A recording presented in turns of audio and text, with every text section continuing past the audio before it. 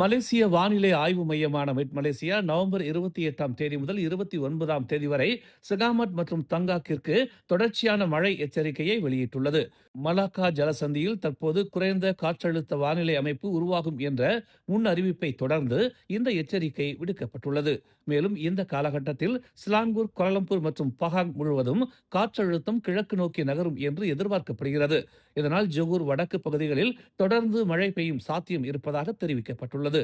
இதனை அடுத்து ஜொகூர், மந்திரி பசார், டத்தோ ஓன் ஹபீஸ் காசி மாநில அரசும் பேரிடர் மேலாண்மை நிறுவனங்களும் விழிப்புடன் இருப்பதாகவும், நதி மட்டங்களை கண்காணித்து தளவாடங்களை ஒருங்கிணைத்து நிலைமைகள் மோசமடைந்தால் உதவிகளை வழங்க தயாராக இருப்பதாகவும் தெரிவித்துள்ளார். குறிப்பாக தாழ்வான பகுதிகளில் அல்லது ஆறுகளுக்கு அருகில் உள்ள குடியிருப்பாளர்கள் தகவல் அறிந்து அதிகாரிகளின் அறிவுறுத்தல்களை பின்பற்றுமாறு அவர் வலியுறுத்தினார்.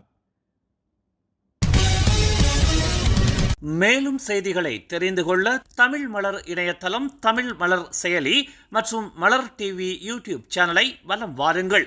எங்களோடு இணைந்திருக்க மலர் டிவியை பதிவு செய்து கொள்ளுங்கள். உறவுகள் மகிழ்ந்திட விருப்பம் மற்றும் பகிர்வு சேவையை சொடுக்கிடுங்கள். மேலும் செய்திகளை தெரிந்து கொள்ள தமிழ் மலர் இணையதளம், தமிழ் மலர் செயலி மற்றும் மலர் டிவி யூடியூப் சேனலை வலம் வாருங்கள். எங்களோடு இணைந்திருக்க மலர் டிவியை பதிவு செய்து கொள்ளுங்கள். உறவுகள் மகிழ்ந்திட விருப்பம் மற்றும் பகிர்வு சேவையை சொடுக்கிடுங்கள்.